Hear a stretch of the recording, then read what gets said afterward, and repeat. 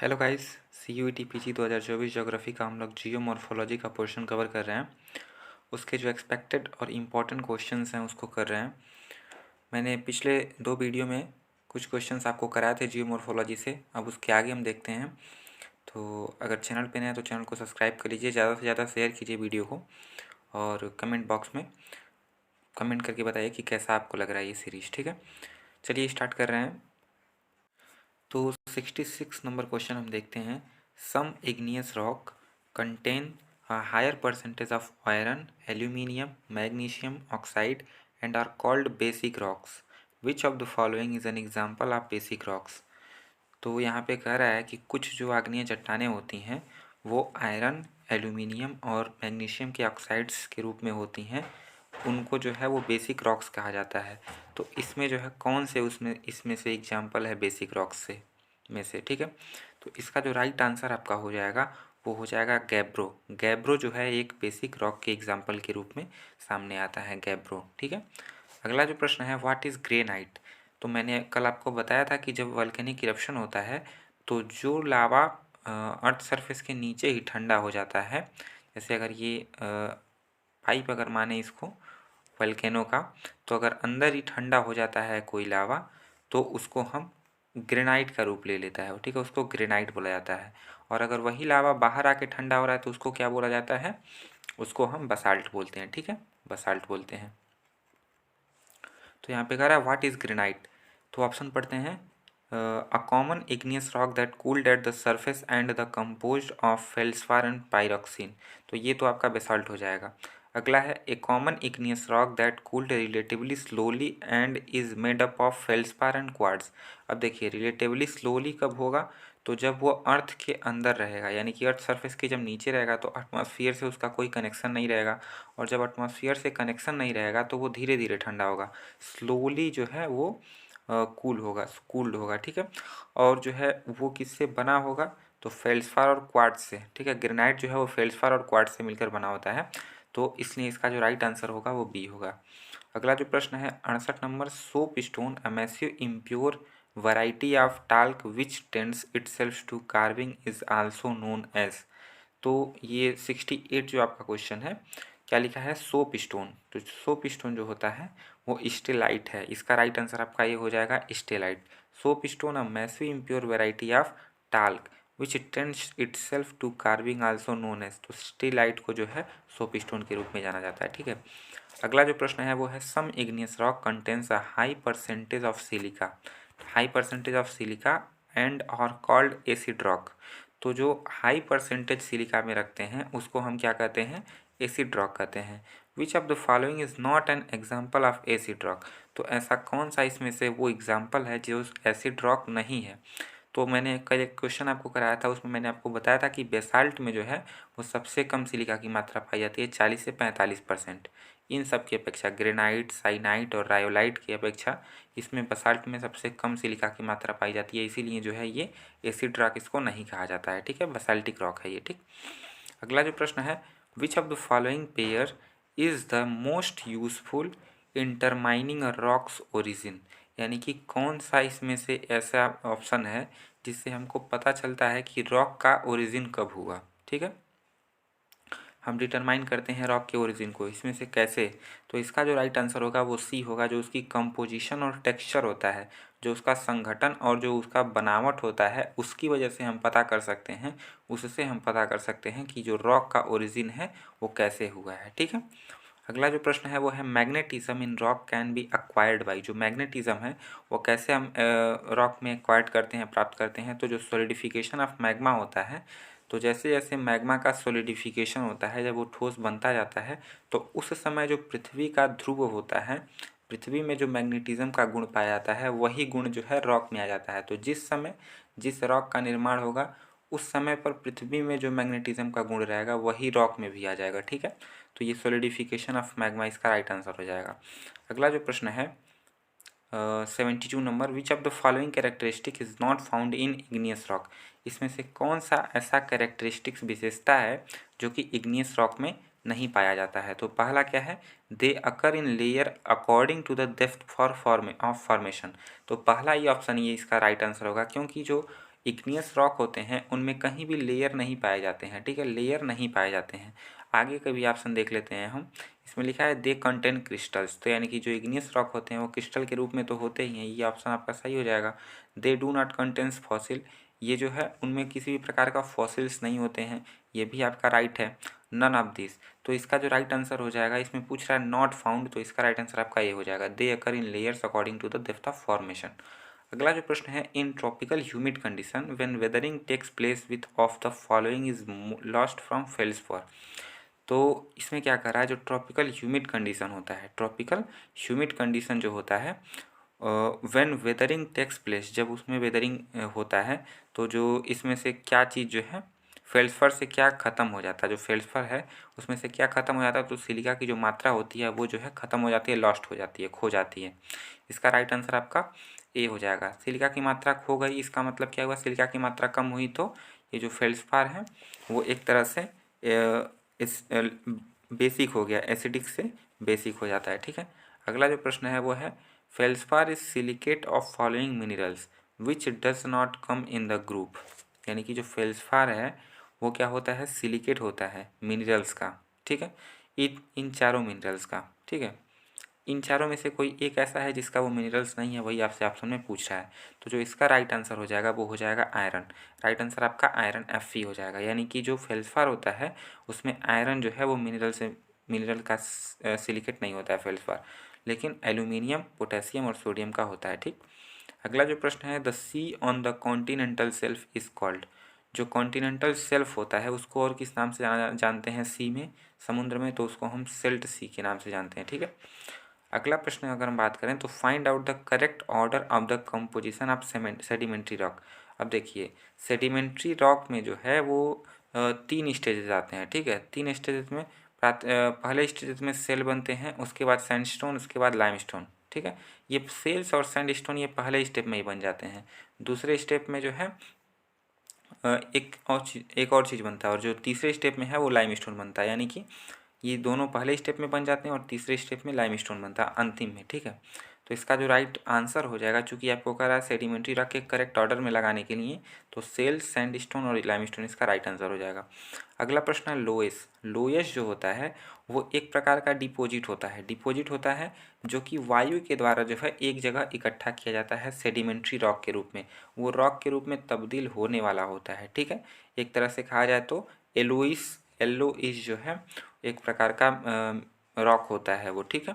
Wind deposited sedimentary rocks, मैं आपको अगर उसका फिगर दिखाऊं तो आप यहाँ पे उसको देख सकते हैं। ये जो चीज़ आप देख रहे हैं, ये जो है लोयस है, ठीक है। अब धीरे धीरे ये करके ये चट्टान का रूप ले लेता है। अगला प्रश्न जो हम देखेंगे, टिल इज, जो टिल होता है वो क्या होता है, तो टिल भी एक प्रकार का डिपोजिशन ही है जो कि आइस के द्वारा जो है डिपॉजिट किया जाता है, लेकिन यह एक प्रकार की मिट्टी की तरह आप इसको समझ सकते हैं।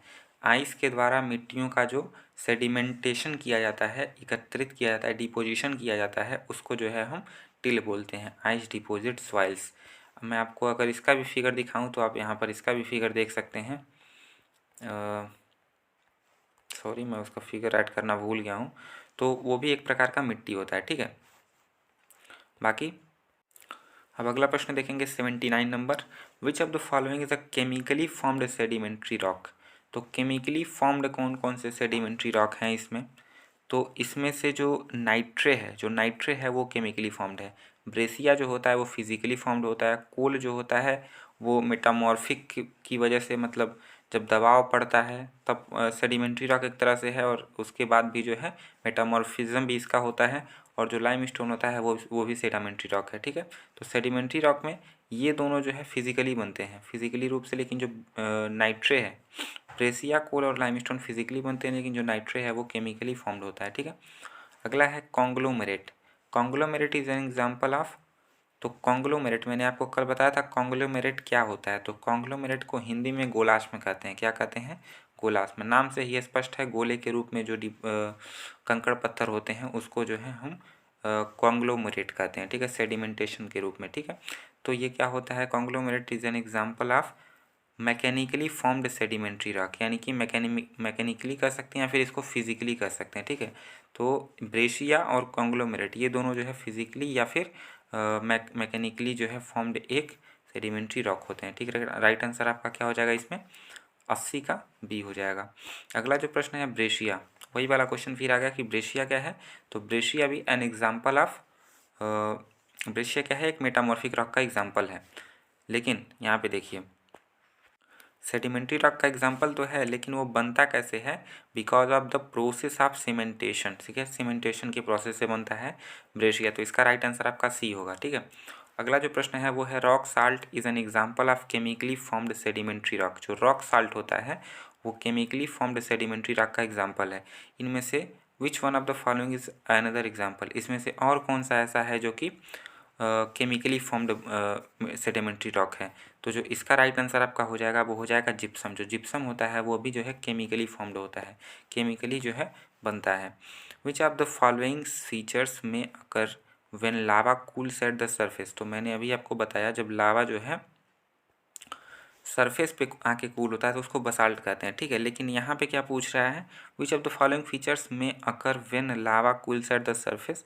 तो यहाँ पे आपसे पूछ रहा है कि क्या बनेगा। ठीक है, तो इसका जो है बसाल्ट प्लेट्यू बनेगा। बसाल्ट, चूँकि बसाल्ट ऊपर आ गया लावा तो बसाल्ट बन गया, और जब वो फैल जाता है तो प्लेट्यू का निर्माण कर लेता है। तो इससे क्या बन रहा है? बसाल्ट प्लेट्यू बनेगा। राइट आंसर आपका इसका ये हो जाएगा। अगला प्रश्न है an intrusive of magma along a bedding plane is known as. तो जो इंट्रूजन ऑफ मैग्मा जो होता है बेडिंग प्लेन के अलॉन्ग, उसको हम क्या कहते हैं? तो वो जो शेप होता है उसको सिल कहा जाता है। क्या कहा जाता है? शिल कहा जाता है। मैं आपको अगर फिगर में इसको दिखाऊं तो जो है ये आपका यहाँ पे आप देखेंगे, ये जो आकृति आप देख रहे हैं इसको जो है सिल बोला जा रहा है। ठीक, सिल इसको कहेंगे। अगले प्रश्न की बात करें तो which of the following feature is the product of volcanicity. तो जो है कौन सा ऐसा फीचर्स है जो कि प्रोडक्ट ऑफ वोल्केनिसिटी है? तो इसका जो राइट आंसर होगा वो हो जाएगा काल्डेरा। जो काल्डेरा होता है वोल्केनिसिटी की फलस्वरूप बनता है। अगला प्रश्न है when the lava is viscous. Viscous क्या होता है? चिपचिपा, गाढ़ा एक तरह से कह सकते हैं। तो जब लावा गाढ़ा होता है तो जो वोल्केनिक इरप्शन होता है वो कैसा होता है? तो जब लावा गाढ़ा होगा यानी कि एसिडिक होगा, और एसिडिक होगा तो उसमें जो है वाष्प वगैरह की मात्रा भी बहुत अधिक होगी। वाष्प वगैरह की मात्रा अधिक होगी तो वह वायलेंट होगा। ठीक है, यानी कि वो विनाशकारी होगा, वायलेंट होगा। ठीक है, अगला प्रश्न है following features are related to volcanicity except. इसमें से कौन सा जो है वो वोल्केनिसिटी से रिलेटेड है? ठीक है, तो डाइक, बैथोलिथ और गैसर ये तीनों तो रिलेटेड हैं, लेकिन क्वेश्चन में एक्सेप्ट पूछ रहा है तो एक्सेप्ट में आप फोल्ड को आपका राइट आंसर हो जाएगा बी। इसका राइट आंसर क्या होगा? 87 का बी। अगला जो प्रश्न हम देखेंगे वो है 88। When a mass of magma cuts across the bedding plane then it is called. तो जब ये काटता है बेडिंग प्लेन को तो इसको क्या कहते हैं? तो हम उसको डाइक बोलते हैं। राइट आंसर आपका सी हो जाएगा। It is the lava is of acidic in nature the eruption will be.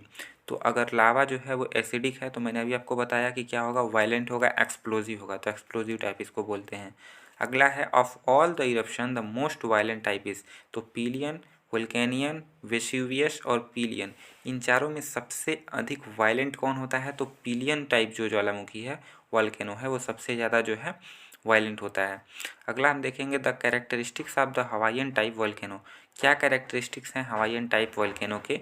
तो इसका जो राइट आंसर हो जाएगा वो हो जाएगा silent effusion of lava without any explosive activity. यानी कि जो हवाईयन टाइप का वॉल्केनो है वो सबसे धीरे आता है, बहुत कम उसमें जो है साइलेंट इफ्यूज़न होता है लावा विदाउट एनी एक्सप्लोजिव एक्टिविटी, बहुत ज़्यादा उसमें एक्सप्लोजन नहीं होता है। ठीक है, अगला जो है the most important constituents of volcanic gases which contribute nearly 90% of the total content of volcanic gases is.